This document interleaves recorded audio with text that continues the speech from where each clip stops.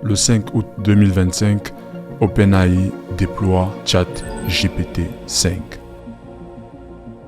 OpenAI launching its latest new model, GPT-5, offering faster performance, fewer hallucinations, improved coding capabilities. OpenAI has launched its newest version of ChatGPT, GPT-5. CEO Sam Altman is billing this as OpenAI's most reliable model yet and comparing the leap to when the iPhone went from pixelated to polished. En l'espace de quelques jours, ChatGPT 5 est devenu l'un des lancements les plus discutés de l'histoire de l'intelligence artificielle. Mais derrière le bruit, les critiques et les applaudissements, que s'est-il vraiment passé?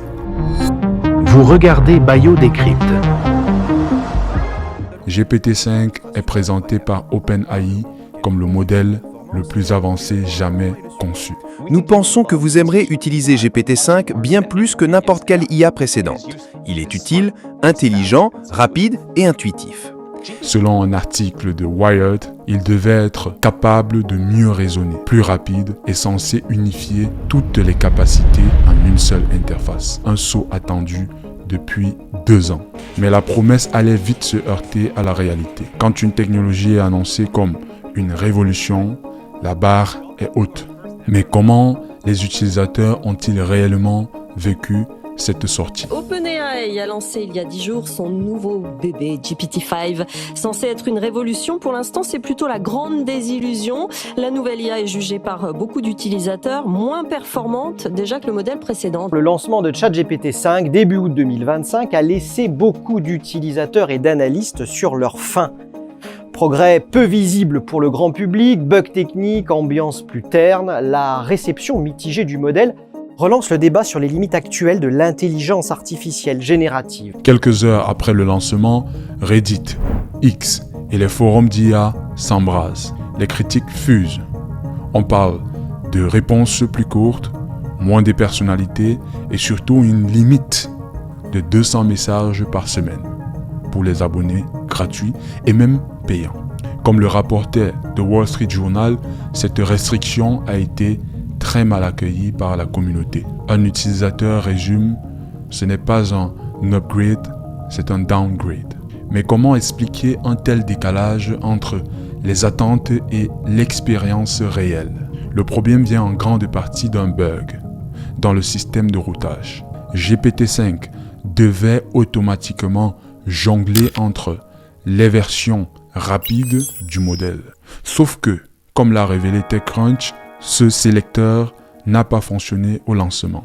En réalité, sur ChatGPT, il n'y a pas une seule version de GPT-5, mais 4 versions différentes. La version High, qui est la plus coûteuse et la plus performante, puis Medium, Low et Minimal, qui est la moins coûteuse et la moins performante. Et donc, quand tu vas envoyer un message à GPT-5 sur ChatGPT, pour éviter de trop consommer et de trop dépenser, il va l'analyser pour déterminer automatiquement à quelle version de GPT-5 tu vas pouvoir parler. Sauf qu'il y a une énorme différence de performance entre la meilleure version et la pire. Par exemple, sur ce test d'intelligence, la meilleure version a une note de 69 contre 44 contre la moins bonne, c'est-à-dire un écart de 25 points. Ou encore sur ce test sur des raisonnements longs, la meilleure version a eu 76% de bonnes réponses contre 25% pour la moins bonne, c'est-à-dire plus de 3 fois moins bien. Résultat, la plupart des gens ont testé une version moins performante. Un bug technique qui a suffi à ternir la première impression. Mais ce n'est pas seulement une question de performance, c'est aussi une question de personnalité.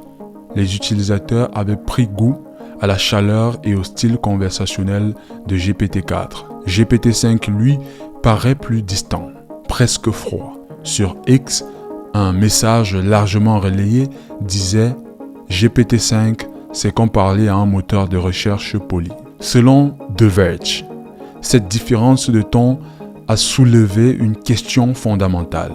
Préfère-t-on une IA plus intelligente ou plus humaine? Et les chiffres confirment ce malaise. Des milliers de posts Reddit critiquaient le modèle. Une note de confiance envers OpenAI en baisse sur Polymarket, passant de plus de 40% à seulement 14% après le lancement selon App News. Et pourtant, sur le papier, GPT-5 est bel et bien plus performant. Au cours des dernières années, OpenAI a été le fer de lance du paradigme du raisonnement. Ce sont des modèles qui marquent une pause pour réfléchir avant de fournir des réponses plus intelligentes. Le raisonnement est au cœur de notre programme AGI. Il sous-tend la technologie que nous utilisons pour livrer des produits comme ChatGPT Agent et Deep Research. GPT-5 vise à apporter cette avancée à tout le monde. Jusqu'à présent, nos utilisateurs devaient choisir entre les réponses rapides de GPT standard et les réponses plus lentes et plus réfléchies de nos modèles de raisonnement. Mais GPT-5 élimine ce choix.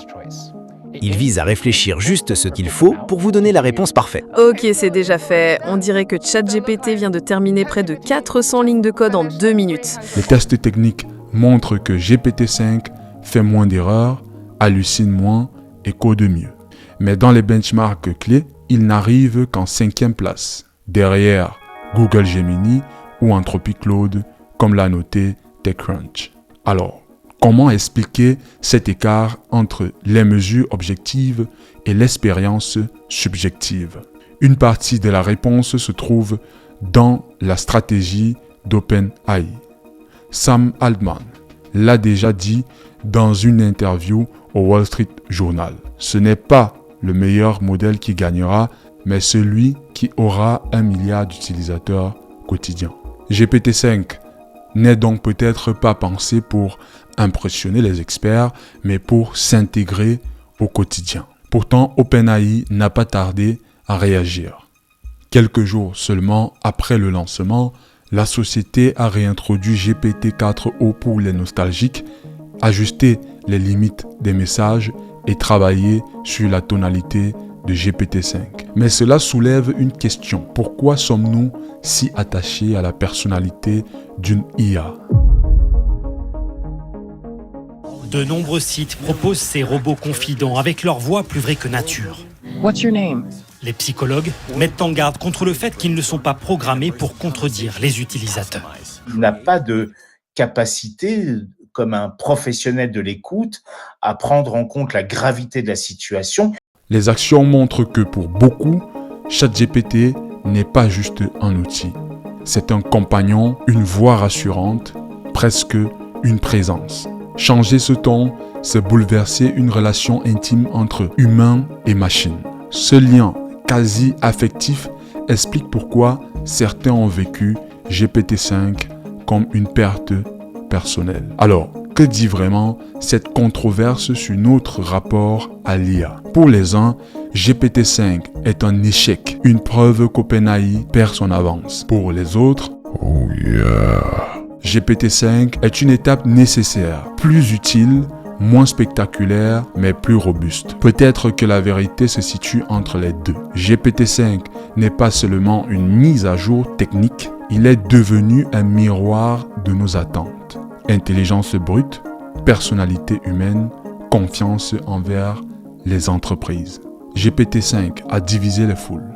Pour certains, c'est une avancée bienvenue, un outil plus fluide, plus utile. Pour d'autres, c'est une déception. La preuve qu'OpenAI ralentit volontairement ses innovations au profit de la sécurité et du business. Ce qui est certain, c'est qu'il marque une nouvelle étape dans la course mondiale de l'intelligence artificielle. Mais est-ce un pas décisif?